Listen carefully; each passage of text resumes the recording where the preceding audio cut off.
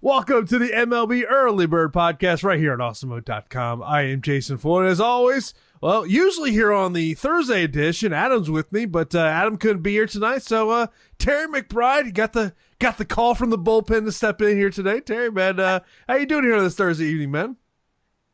Doing good. I just rode in jumped out of the little helmet-shaped car, and I'm here. I'm ready to rock. So, ready to talk about one of our last slates of baseball for the season. Sad. Went too quick.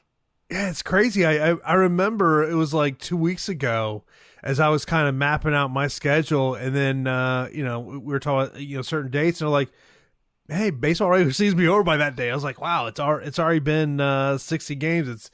It's kind of crazy. Of course, we're seeing, all these teams, lining up for their playoff positions. I know that, me and Adam talked about it yesterday on the strategy show of, you're starting to kind of get to that point of these teams that are playoff teams. You got to kind of watch the pitching aspect of this, of, especially if it's a number one, number two starting that rotation. How many innings are they going to try to save them for next week? Those are all things, even from a DFS perspective, that we have to be looking at. Yeah, for sure. Especially these last few days, you might see a couple big-time starters pop up just to get a couple innings, instead of throwing on the side, give them a couple innings of game work. Guys who have a scheduled start might not see a full outing, just come out after an inning or two, just get a little bit of work in. So it's going to be interesting. Yesterday it came up on Live Before Lock, and we had a few games where all the teams playing were still competing. All the high-end pitchers were on teams that, the Indians and the White Sox were playing one another, separated by only 3 games. Well, that game really mattered. So we knew Giolito and Bieber were going to stay in for most of that game. I think they put up 21 combined strikeouts, just an awesome game to watch. So that was really good. But, yeah, in some of these games where teams are locked or it's not a competitive situation, we might have to, be very wary of that. So that's a great point. Yeah, I tell you, I remember because I was playing a 3-max tourney, and Lucas was only like 5% owned. Because I pretty much I narrowed who I wanted pitching wise. I was like, a guy give me a little Lucas here, and then when it started, I saw his ownership. I was like, hell yeah, I was digging that. Yeah, definitely. I really like the spot for him. I mentioned it on the show yesterday, and I just going up against the Indians roster, I felt like it was a little bit better of a spot for him than it was for Bieber on the other side. But they were both just awesome, just dominant. That was just a great game. I love pitching duels. It's always good to sit there and watch two guys go at it. Of course, be sure to give us a thumbs up right here on YouTube if you happen to be listening to us on YouTube. Of course, hit that subscribe button, notification bell, so you can get all the Awesemo content that we have here, have multiple shows every day, of course. And if you're listening to us on the Awesemo Podcast Network, be sure to give us a 5-star review. That does help us out a lot, of course. Today's podcast is sponsored by Yahoo Daily Fantasy Sports, the most trusted name in fantasy sports. Yahoo DFS now includes CSV upload and CSV edit features for those looking to play multiple lineups. Make better choices. Choose Yahoo Daily Fantasy. We got essentially a 9-game main slate. However, on DraftKings, it's actually a 10-game main slate, because I was even surprised when I saw this, and maybe people, if they're playing on DraftKings, they're going to see this and go, oh, we got a doubleheader game? Yeah, game 1 of Padres-Giants is actually in the DK main slate. I was a little surprised to see that, so we'll talk about that. Of course, that's a game that you don't have to worry about if you're playing on the main slates on Yahoo or on FanDuel. But let's get kicked off by talking about your boys, the Yankees, going to be at home taking on the Marlins. Hap on the hill for the Yankees, and Alcantara on the hill for the Marlins. Break this one down for us. Yeah, I like the spot for the Yanks. I sound like a homer every time I say that, but it is good. They do have just a ton of pop in that lineup. So taking on Alcantara, it's 34 2/3 innings this year. He's only given up 4 home runs. It's not bad. 4.45 xFIP to a 3.12 ERA, generating 10.8% swinging strikes. That's right around where he's been over the last 3 years. 49% ground balls, only allowing 28.7% hard contact, generating 28.7% hard contact, 22.8% soft contact being induced, which are both good numbers. He throws a turbo sinker, sets up a fastball and a slider that he gets decent whiff on. Limited amount of changeups that he reserves mostly for left-handed hitters. But the story is really all about this Yankees offense. They're healthy. They're driving the ball. 5th in baseball overall against righties with a 217 ISO, a 126 WRC+. Their strikeouts are, relatively limited. 21.1% strikeout rate, 11.5% walk rate. They show patience in the split. I think we can definitely get to some Yankee stacks here. They're expensive on DK. Little expensive on FanDuel, too. They're doing better with the pricing over there, but I think we build some Yankee stacks, throw them at Alcantara here. Don't really want too much of the pitcher. Yeah, you look at Hap here, $8,600 on DK, $7,700 on FanDuel, $38 on Yahoo. On the other side, Alcantara, $6,800 on DK, $81 on FanDuel, and $35 on Yahoo. I guess, the question with, these Yankees bats that you kind of allude to there is ultimately is the roster construction. Is how do you squeeze those high end bats into a lineup? Right, and the Yanks are a little tricky that way. You've only really got DJ LeMahieu that gives you the position flex on DraftKings. On FanDuel, you can do interesting things with going back and forth between Luke Voit and Gary Sanchez, putting them both in the lineup with the flex spot. But on DK, you're really limited. A lot of the other high-end teams have a few more guys that can flex some positions, and they have a few more guys that are, maybe cheaper toward the back end of the lineup. The Yanks are just loaded, from 1 through 9, so these guys are definitely expensive. So we got to find some creative pitching spots on the slate, find some other cheap bats to go with them. One way to approach this one could even be just looking at the other side of this. Maybe it's a game stack with some very, very cheap Marlins bats. You grab 3 cheap Marlins bats, or maybe you grab 5 cheap Marlins bats. Hap has been pitching well for the Yanks the last few starts out, but ultimately he's a vulnerable pitcher. We've seen him. He's a roller coaster of a guy. So this year we're getting the good J-Hap. 44 1/3 innings. He's got a 4.18 xFIP to a 3.25 ERA, 22.4% strikeouts, which is up from his career 20.9, 7.5% walks, which is down from his 8.4. So he's pitching really well, getting a few more ground balls than he had been. Marlins, though, they're up to 7th in baseball with a 196 ISO, a 121 WRC plus against lefties, 22.2% strikeout rate, and just a 7.3% walk rate. So I think there's friskiness in those bats, and there are other teams that are kind of like that, where there's a good amount of production, despite maybe a lack of power, that we can get to some of these bats. It takes their DFS prices down, but you can still squeeze some runs out of it, some production out of it for some points. So I think the Marlins are in play that way. I'm not necessarily saying, hey, go out and game stack this one for sure, but that's just an example of a team that you could use in that capacity. So long-winded answer of how to get to the Yankee stack there.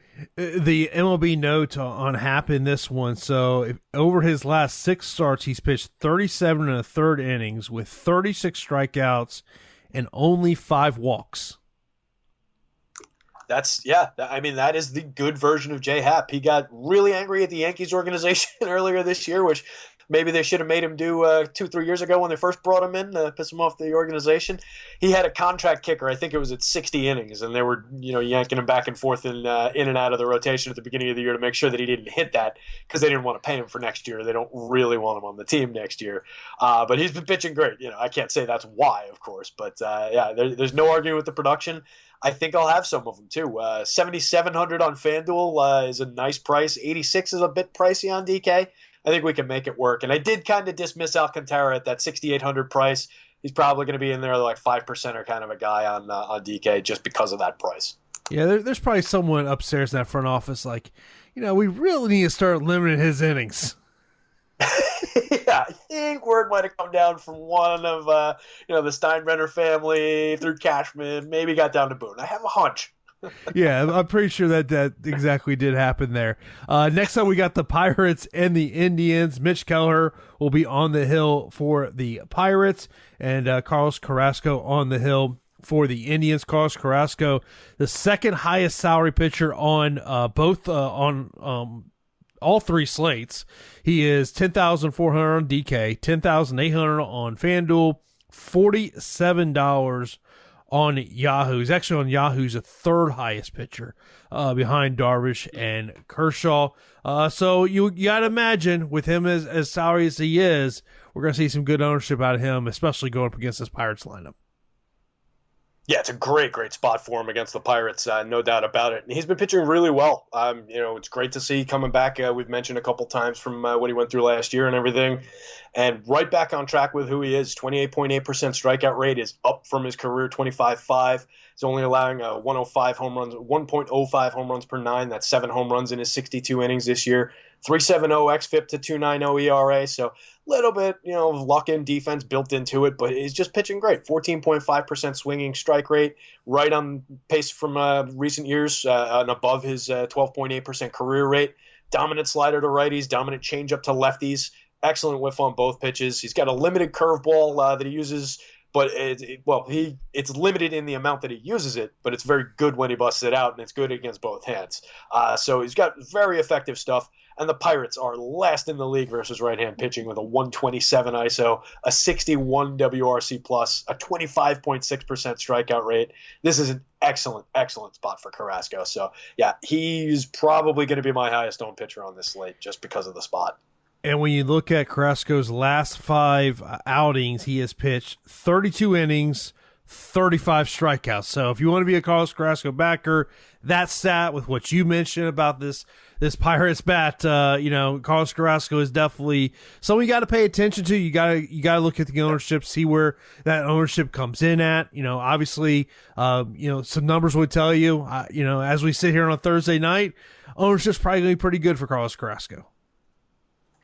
Yeah, and it'll be interesting to see where everybody comes down with the pricing the way it is. You mentioned some of the guys that he compares to, and there's some name brand recognition there. So maybe people think about Carrasco, and he's got a bit of a reputation as a guy who gives up home runs. And to me, that's a little unfair for what he's done over his career. So maybe people don't go to him as strongly as I feel about him, and maybe we get a little ownership discount because of the heavy price, which would be nice. So like the guy on the other side here, too. In terms of these Indians bats, we always talk about, obviously, you're looking at those infielders. Obviously, you're always going to pay up for them. I mean, that's the one thing about the Indians. But is there a part of that Indians lineup that you like as a stack as opposed to another part of it? So, we've talked so much this year about the top half of that lineup and, what they do going around the horn in the infields, the fact that they've got 4 switch hitters coming off the top there, followed by a terrific power hitter in Franmil Reyes. Their price is still up, and that part of the lineup in particular is mostly productive. Jose Ramirez having a great season. Francisco Lindor having a pretty good season. Not a Lindor season, but a pretty good season. Franmil, back and forth. Carlos Santana, kind of struggling. 197, 350, 332 slash. So he's getting on base, but he's not necessarily producing much power. He's not necessarily creating runs. 92 WRC plus is below average. So they're struggling a little bit. They're striking out more than we expected them to. So I haven't been getting to the Indians as much lately. I think I will have some against Keller here. Mitch Keller, this is a 2 Keller slate, so we got to be specific. But I do like Mitch Keller. I was talking about him as a guy who had disappointed me so far, but we expect good things from. And he went out, and last time out, he had a no-hitter going through 6 when he got pulled. It was for pitch count. He had just racked up like 100 and change pitches. But we're expecting him to get around the 100 again here, expecting him to get a decent outing. In his 64 2/3 innings this year, he's got a 4.19 xFIP to a 6.12 ERA. So under the covers, he's pitching a lot better than what it looks like on the back of the baseball card. 10 home runs allowed, 26.6% strikeout rate, excellent strikeout rate. 165 whip is a little bit bumpy. Too many guys on base when he allows some of the home runs or whatever the big base hits. Only 7.3% swinging strikes this year. That was 11.8% last year. So he's still generating 26% strikeouts with a limited amount of swinging strikes. So that's a good sign, actually. When he corrects that, he's going to go get even better. Generating 38.1% soft contact this year, only 21.4% hard contact. Again, very good. So he's got good stuff, and it works well for him. I think I'm going to have some pretty good shares of both sides of this with the Indians bats, as I'm hoping to be a little sneaky with that, and then loading up on some Keller at what I think is a pretty good price. Next up, we got the Padres and the Giants. As we mentioned right at the beginning of the show, game 1 is on the DK main slate, something we're not used to seeing when we've got a doubleheader, but it is on the main slate. Lamette's going to be on the hill for the Padres. Anderson going to be on the hill for the Giants. As the MLB article notes, the fact of this is Lamette's last opportunity to make his case for an NL Cy Young Award. He is 9,700 on DK. Anderson on the other side, 6,600. I would expect this is a 7-inning game. I believe it is. Yeah. All indications are if there's 2 of them tomorrow, I think so. That's what we're operating with every piece of info we got, guys. So I think the real story there is Lamet, of course. It's probably going to take the bats out of contention for me, the fact that it's going to be a 7-inning game. But we do get that additional possibility of Lamet throwing the complete game here now, since he's only got to go through 7. I just pulled up his game log. His last 3, he's gone, let's look at his last 4, actually. He's gone 6 1/3, 7 2/3, 7 and 6 innings. So he's got that length. If he's pitching well, they're probably going to let him go. Over the last 3, he's struck out 11, 11, and 10. He is a dominant strikeout pitcher. So we could see good length from him here. We could see him get to that complete game. We could even see him get to that complete game shutout in this matchup. Who knows? But, I think it's all there on the table for him as far as a pitcher, but that's really the only part of this that I would want. I don't want any side of the bats, and I don't want any part of Tyler Anderson. The EMAX signal might be going off right now. You talking about Oracle Park, and we're not getting some runs scored. That's a good point. Yeah, it's Park, Coors Field West, man. Yeah. I think I think we're gonna get at the limited start there, but yeah, it's a decent point, and the Pods do have a great offense too. So maybe we don't take them completely out of contention as far as a stack. Maybe you leave them. Cap the ownership, cap your exposures, and be careful with it. But yeah, maybe you can get away with some very limited bats. Yeah, I mean, I guess that comes the question of, do you want to spend up for a Tatis, a Machado, when you know you're losing at least one at bat? Yeah, it makes it really tricky. And what I don't have is the pricing in front of me, because I didn't think that game was on the slate, and it's not on the FanDuel slate. But I'd be curious. They didn't price those guys down, I would imagine. They haven't really been doing that. Do you have them handy? I am pulling it up right now for you. I'll tell you here in a second here. Pull up the old depth charts here on the app. Tatis, 5,300. Manny Machado, he is... Where's third base for that? Okay, 5,500 for Machado. There's no discount at all. Working with those two, we know there's no discount there. So yeah, it's really tough to justify that against the other players at the position, just based on the fact that we know there's at least one plate appearance coming off the top. Yeah. If they'd been discounted, if it was even 4,800 for Tatis instead of 53, something like that, then I could get to it, because they're scraping that the cost of that plate appearance off, but they're not. So yeah, it's tough to justify. Probably not going to be a lot of people on it. That would be the primary motivation there. We'll move on to Atlanta, as the Braves are going to be hosting the Red Sox. Kyle Wright going to be on the hill for the Braves. He's 2-4 in the year, 26 strikeouts. Taking on Chris Mazza, who's 1-2 in the year with 23 strikeouts. The Braves bats. I mean, what more can you say about this lineup?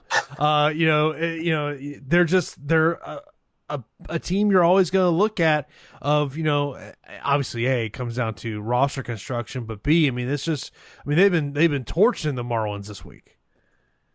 Yeah, and they've just been torching right-handed pitching all year long. They've just been absolutely dominating. This team is good, and they're loaded. It's another squad that maybe not 1 through 9, but like 1 through 7 every single night, and then a lot of nights 1 through 9. You can just get to all of these guys. They've got expensive hitting up top with Acuna, Freeman. Albies has been carrying a pretty big price tag.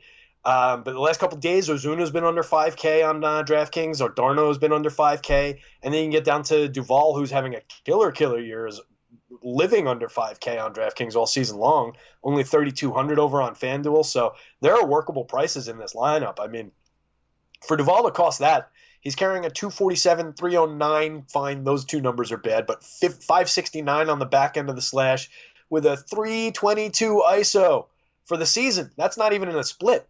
That's a killer ISO. Ton of power in this bat. 16 home. He's 4,800 on DK. All right, I can endorse that. And it's Dansby Swanson behind him. There's just a ton to like about this Braves lineup. And going up against a pitcher like Chris Mazza, I think it's going to be another spot where they're going to be absolutely in play, hoping that, once again, the pricing keeps them on their own like we've seen the last few days. Mazza, 41 1/3 career innings in the show. He's allowed just 2 home runs in that sample. 5.11 xFIP to a 5.44 ERA. Just 18.1% strikeout, so he doesn't really sit guys down. 12.3% swinging strike, which is up from 7.7 last year. So he's improved in that. But ultimately, this is a 30-year-old minor league journeyman that we're talking about. The Braves are going to smash this guy. Well, when you look at the salaries for both of these pitchers, we're talking about two of the four lowest salary pitchers of the night, right? 6,200 on DK, 6,400 on FanDuel, $25 on Yahoo. Mazza, 5,600 on FanDuel and DraftKings, and he's also $25 on Yahoo, which leads to the question, are the Red Sox a team we should be looking at as well? The Red Sox bats? Yeah. Yeah, I think so.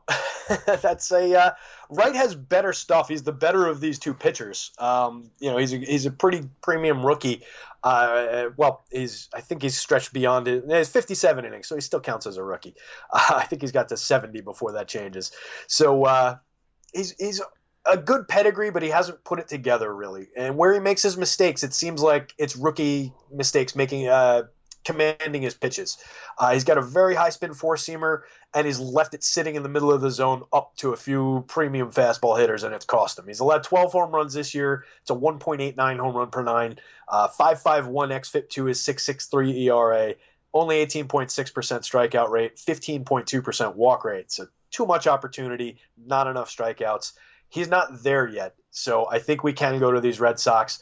They're around the middle of the league, 180 ISO, was 14th in baseball, 104 WRC plus, a little bit above average, creating runs in the split, 24.4% strikeouts, nothing for them to be very happy about there, but it's at least a reasonable offense, and we know the top half of the offense is good. So I think we can throw them at this pitcher for sure. Next up, we got the Tigers and the Royals. The other Keller going to be on the hill in this one. That's Brad Keller going for the Royals, and Spencer Turnbull going for the Tigers. What's your thoughts here on the pitching in this matchup? I went to the wrong Keller. The question isn't going to be, am I going to make a two Keller lineup? The question is, how many two Keller lineups am I going to make?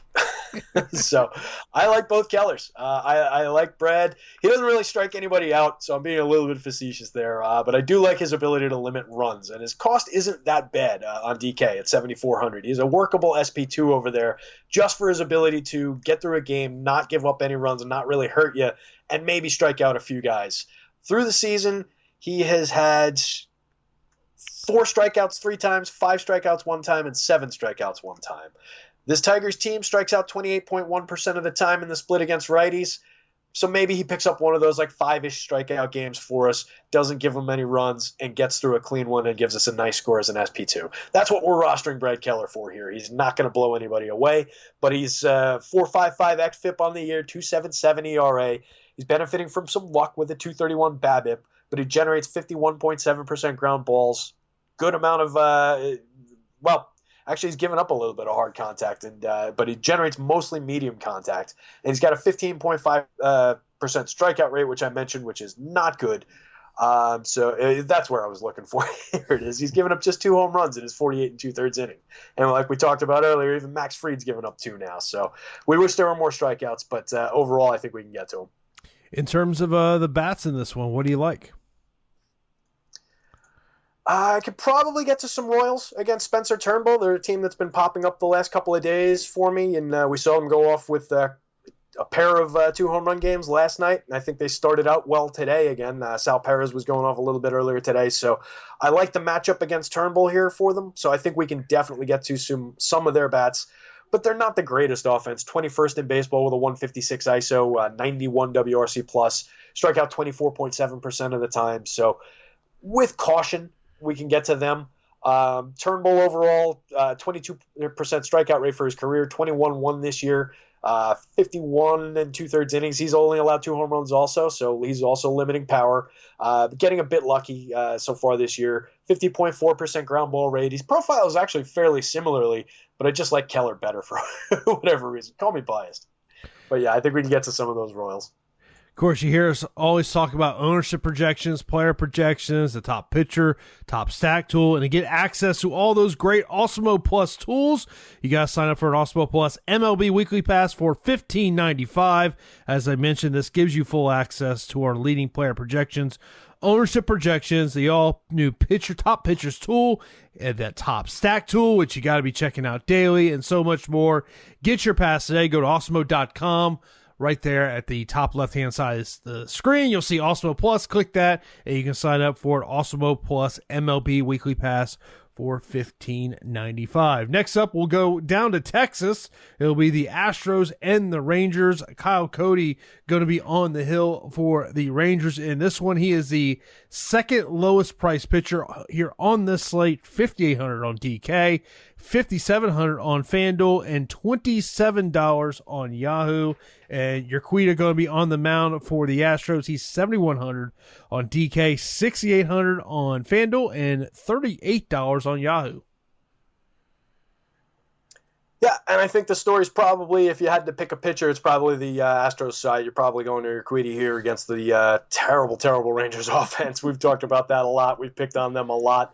25th in baseball with a 148 ISO in the split, just a 66 WRC plus, 24.8% strikeouts against righties. So I could throw Urquidy at this team all day long. Looking at him, I don't really know what makes him a good pitcher, what's special about him. And I usually like to find something special about a pitcher when I'm going to rely on him. A good pitch, a good, they throw good combinations, but I'm not really sure what it is with this guy. 13.8% strikeout rate is not good.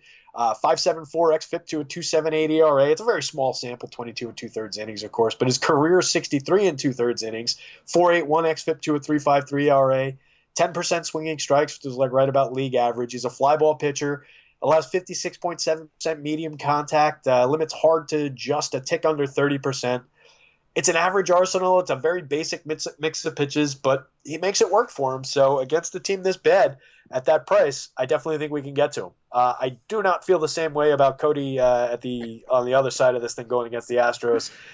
Even though they're only 19th in baseball this year with a 161 ISO, they've got a 99 WRC plus right around league average and a 20% strikeout rate. And then if you set that back just to the beginning of last year and run the sample through this year, they're fourth in baseball with a 209 ISO, a 121 WRC plus, and just a 17.3% strikeout rate.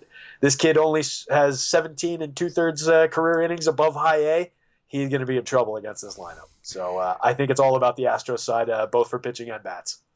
So when we talk about the bats and the Astros, what bats in this lineup stick out to you more than others?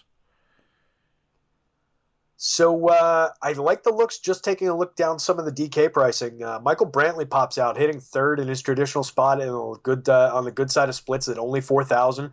3,200 on FanDuel, pretty good there. He's carrying a 302, 366, 491 slash 189 ISO, 138 WRC plus in general this year, better in the split. Kyle Tucker kind of pops at 4,400 there. And then you've got the Altuve, Springer, Bregman lethal combo there. Even though Altuve's scuffling, I wrote about him last night. He is a hitter that I absolutely have faith in. I don't think it's related to not hearing a trash can get hit. I think he's just having a weird year. So I can definitely get to some Jose Altuve there. Carlos Correa, similar kind of thing. He's been sapped of power this year for whatever reason, but still fairly effective. So I can get to a lot of this lineup up and down. I like Yuli Gurriel in there. So definitely a lot for me in that Astros lineup. Moving on, we'll go to the battle of the Chicago teams, the Cubs and the White Sox. Yu Darvish going to be on the hill for the Cubs. Not surprising, highest salary pitcher on the slate. 10,800 on DK, 11.2 on FanDuel, $56 on Yahoo. Dylan Cease will be on the hill for the White Sox. He's 8,200 on DK. 7,300 on FanDuel, and $36 on Yahoo. I guess the question becomes is you mentioned earlier about how much you like Carlos Carrasco in the spot he's in. What's your take on Darvish? Because obviously they're two of the highest price pitchers. Yeah, it's a much, much tougher spot. It's kind of like what I was saying yesterday in that Giolito-Bieber decision where Giolito was on the White Sox facing the Indians and Bieber was on the Indians facing the White Sox. I preferred the matchup for Giolito just because the Indians are not as lethal a lineup as the White Sox. We've seen the White Sox abuse pitching just all year long. I mean, they're good. Looking at the split, though, this is their worst side of their split. They're 13th in baseball against righties with a 178 ISO, but their WRC plus 7% above average. They do strike out 26.1% of the time, though, and they only walk 7.1%. So I think there's a lot there for Darvish to work with in terms of strikeouts, in terms of limiting the opportunities like he's very, very good at doing. This year, he's gone to 32.4% strikeout rate, up from his last few seasons. He's cut his walks from 7.7% last year down to 4.8% this year, and that was 11.7% in 2018. So it's really, really come down for him the last 2 years. It's all about that cutter. We've talked about it a few different times throughout the year. He is just dominating by throwing the cutter more than about half the time, I should say, not more than half.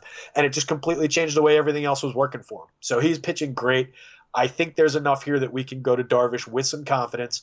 I like the spot better for Carrasco, though, so he'll probably be my preferred guy, but I don't really sweat the matchup too much for Darvish. He's just too good. In terms of the Cubs bats, what do you like there? So Cease is another one of those guys who is a pitcher I expect good things from, and I think a lot of our other analysts do as well. We see good things under the radar for this kid. He's just not put it all together this year. He's not striking guys out this year. 53 and 2/3 innings, only a 5.94 xFIP to his 3.52 ERA, so he's gotten lucky. And to hit your question, I think we can definitely get to some of these Cubs against a kid who is a bit wild, has allowed some long balls. I like Ian Happ off the top. I like Rizzo in that lineup. I like Schwarber, the lefties, and the switch hitters going up against a righty who is a little shaky in that regard. You've also got Hayward and Kipnis late in the lineup who've been sneaky good wraparound options, sneaky good late lineup stack options. So really like what we can do there. And then we can get to like a Wilson Contreras is kind of a always disrespected catcher option on DK for only 4,300. I like the pricing that they've got on the Cubs really too. Nobody over 5K on DK at all. So that's a lineup I could definitely use in this spot tomorrow. Next up, we got the Reds and the Twins. Jose Barrios going to be going for the Twins in this one. His salary tomorrow, he is $9,200 on DK. Same price point on FanDuel as well. He is $42 as well. What's your take of Barrios in this spot for the Twins? Is he an SP2 option for you on DK? Ooh, tough one. That's pricey for me for an SP2. I usually would probably be more inclined to go down in price at the SP2 spot than that. But it would be definitely a strong pay up to be contrarian if you're pairing a $9,200 pitcher with one of those 10K guys. If you can make that work, that's going to take some exploring in lineups to really figure out how to make that happen, or use Cruncher and just lock those two guys and see what happens. But I like the idea. It's not something a lot of people are going to be doing. So you can definitely look at that. Maybe you look at him and another guy in that tier, not go all the way up to the Carrasco-Darvish combo with them if you're going to do that. But it's an interesting look for sure. It's a tough spot, though. Reds are 6th in baseball with a 206 ISO against righties, 102 WRC+, 25.4% strikeout rate, so there's K's there, but a 12.4% walk rate in the split this year. So interesting spot for him. I think he can put up a good start here. He projects, let me see. Your video window is over my projection. There it is. He projects pretty well for me. He's one of my top handful of starters in the spot. So it looks for me like he's going to overcome that matchup, but it is a little bit tricky. He's pitching well, 24.5% strikeouts, up from his 23.2% career. 58 innings this year, 4.31 xFIP to a 3.72 ERA, 11.8% swinging strikes is up. His four-seamer, he brought the usage slightly down, increased his curveball and sinker usage. It sets it up the pitch mix a little bit better. So a discernible change that he's made, something we like to see. So, yeah, I can get to some Barrios here, but I'll probably temper it just based on the matchup. In terms of the Twins bats here, obviously we know what the Twins bats can be here going up against Tyler. What's your take in that one? Another one that's kind of interesting. Molly's a pitcher I've been getting to a little bit lately. He's pitching really well. He's another guy who changed things completely with how his arsenal works. We talked about it once, I think, earlier in the season, but he added 250 RPMs of spin to his fastball, which completely changed the way every other pitch that he throws works off of that fastball, because it changes how that looks to hitters, and it changes the effect of it. So his whiff rate on all his other stuff went up. He started throwing his slider again, which he didn't use at all last year, but he had been using it ineffectively in 2018, getting 13.8% swinging strikes this year overall, inducing 20.9% soft contact, just allowing 29.1% hard contact, pitching really, really well. The Twins are 4th in baseball with a 217 ISO in the split, a 109 WRC plus against righties. So it's a tough spot for him. It will probably limit the amount of Molly that I end up getting to, but I'm hoping that he remains sneaky at 8,300 and not a lot of people go there, and then I will roster some. but I will probably have more Twins. I'm getting good home run marks on them. On 1, 2, 3, 4 of the hitters at least. Pretty good. Eddie Rosario is actually a little suppressed, which I'm surprised to see in my power model, but I get a good projection on him, and it doesn't cost that much. I like the pricing on these guys, so I think we can build with the Twins. Of course, we can read your home run piece every morning over at awesemo.com. You definitely got to check that out because we are definitely searching for those homers. 2 more games here left to break down before we get out of here for this edition of the Early Bird Podcast. We've got a battle of the LA teams, the Angels and the Dodgers. Andrew Haney will be on the hills for the Angels. Haney's salary for this one, $8,400 on DK, $8,700 on FanDuel, $36 on Yahoo, and Clayton Kershaw will be on the hill for the Dodgers, $10,000 on DraftKings, $9,700 on FanDuel, and $51 on Yahoo. You got to imagine that when we look particularly on the DK side of things, if we're going to label out the top 4 pitchers, we'll look at Darvish, Carrasco, Kershaw, and Lement. We talked about, obviously why Lement could be someone you want to go to if you think he can go all 7 innings. But where does Kershaw kind of fit in these top 4 for you? So that's kind of the guy where my concern would pop up about how much we're going to see of Clay Kershaw.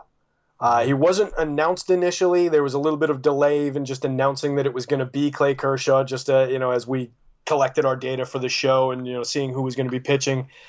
They're locked. They're mostly concerned with winning a World Series. So I would be, and he's a guy who we've seen have issues with things from blisters to back issues to all kinds of stuff. So I think they might give him the kid gloves treatment here, let him throw a couple innings, and then yank him early. So I'd be concerned, but that's all super narrative based, and that's kind of me top of the heading it. It's not that we've seen them come out and say, hey, he's only getting 3 innings. So keep an eye on him through the day tomorrow is really going to be my advice at this point. You and I are going to be on the show tomorrow before lock, so check in with the 2 of us and Jeff tomorrow, and we'll let you know. But for right now, I get a good projection on him with a full innings complement against this Angels lineup. They're a pretty good team overall, but he's Clayton Kershaw. So they're 10th in baseball with a 192 ISO this year and a 103 WRC plus against lefties, and they only strike out 21.2% of the time. But again, he's Clay Kershaw. 29.2% strikeout rate this year, 2.89 xFIP to his 2.15 ERA, only a 4% walk rate. I do not worry about the pitcher other than the fact that they might give him a short leash.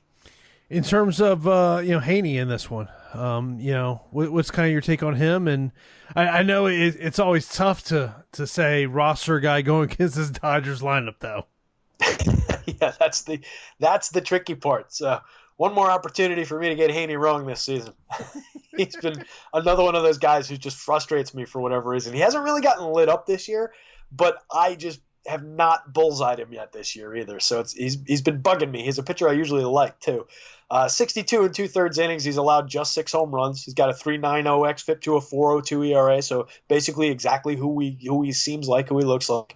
12.8% swinging strikes is very good, but it's actually down from his 14.1% last year.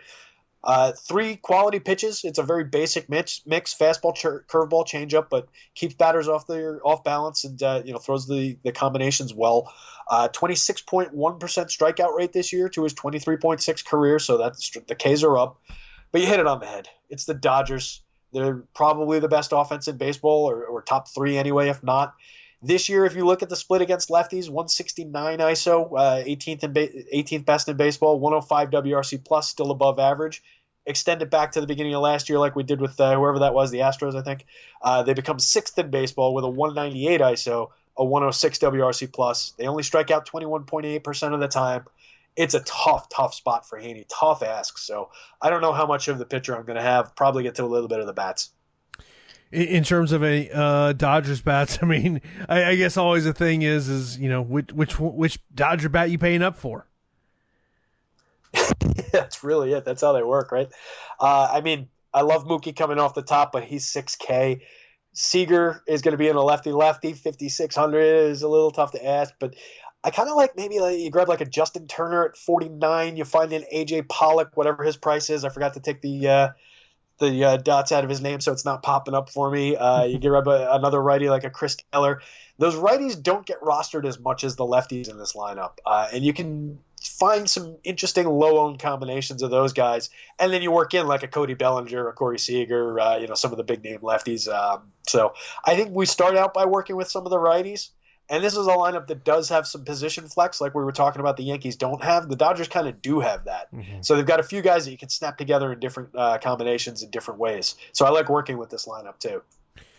And then the final game of the night will be the Mariners and the Athletics. Chris Bassitt will be on the hill for the A's, $7,900 on DK, $8,600 on FanDuel, $40 on Yahoo, and Yusei Kikuchi will be on the hill for the Mariners, $6,400 on DK, $7,200 on FanDuel, and $28 on Yahoo. I feel like with Kikuchi, we always talk about him. We always talk about SP2 option. He is coming off a rough outing, though. Yeah, he is, but I think we can go to him. I mean, it's only 6,400. It's a tough spot. The A's are good against lefties. 203 ISO this year, 111 WRC plus is excellent, 11% above average creating runs, 20% strikeouts, so there's not a ton of strikeouts there, but I don't know. Something is just calling me back to Kikuchi again. Here, it's his ability to induce soft contact. He only allows 29.5% hard contact. 52.7% ground ball rate this year is excellent. He took his swinging strikes from 8.8% last year to 12.4%. We've talked about it time and again. It's the cutter. He added that cutter that all the Mariners have been throwing, and it made all the difference. Went from 16.1% strikeouts to 24.6%. That's a massive jump in 1 year for this guy. So he's a veteran guy. He's not a super young rookie who's just in his second year of professional ball. He pitched overseas. So he does have some experience. He does know what he's doing. So things are just kind of working better for him. I think we can throw a guy like him in a spot like this. I'm hoping we get maybe a lesser of a A's lineup. We know Chapman's not going to be in there. So we'll see what they throw at him. But for just 6,400, I think he's definitely in play on DraftKings. He's probably the best pitcher at that price range that we're gonna have an option to weaponize here. So I think we can go to him. I'll roll some A's stacks against him on the other side because they do have quality against the lefty for sure. But I think I prefer the pitcher in this spot, mostly because of the price. Yeah, it's going to help you out in roster construction. If you say you want to go with a Carrasco at 10-4, then you put Kikuchi at 6,400. It makes life a little easier for you in terms of that one. But of course, you mentioned we will be a part of MLB Live Before Lock tomorrow. Also, I'll be a part of the strategy show tomorrow morning over at Awesemo.com. But do want to let you know about a deal we got going on over right now at Awesemo.com, as we have added some great tools for our NFL Express Pass users. For only $3.95, you can purchase an NFL Weekly Express Pass, which now includes everything you need for NFL Showdown and single game contest formats. You now get access to also a Showdown / single player projections, ownership projections, and the top plays tool when you purchase this pass, in addition to the player rankings, lineup builder light, ownership rankings, and the top stacks express tool. It's our best offering ever for an Express Pass, so head over to awesemo.com/join today to purchase your $3.95 NFL Express Pass. Yeah, you got to take advantage of that. No, Terry, you'll have coverage all weekend long in terms of NFL to get everyone ready for the NFL slate. As we're doing this show, it's second half is just about to kick off with the Dolphins and the Jags. Fitzmagic is alive and well in Miami. So of course, let everyone know everything they can expect to see from you in terms of the written content you'll have up on Awesemo.com this weekend. Sure. So we got some football content coming out. We've got a last couple days of baseball still. So I got two pieces that I'll be working on tonight overnight. It'll be my usual baseball one. And then we'll get the first look at the optimizer groups that I put together for football. So I go every single game, every single team. I give you the groups for your optimizers. So if you're using Fantasy Cruncher, some other optimizer tool out there, it tells you which quarterbacks, which players to put as your skill players with your quarterbacks and how to group them together, give you the settings to use with it. I put it out on Thursdays, and then I update it for Sunday morning with all the ins and outs and everything that you need. So it's all right there for you. I'll have that up hopefully sometime tomorrow morning. And of course, you got to check that out over at awesemo.com. But that is going to do it for this edition of the MLB Early Bird Podcast. Of course, be sure to check out myself, Terry, and Jeff tomorrow night for MLB Live Before Lockout. We'll get kicked off at 6 p.m. Eastern Time. So that's going to do it for this edition of the MLB Early Bird Podcast.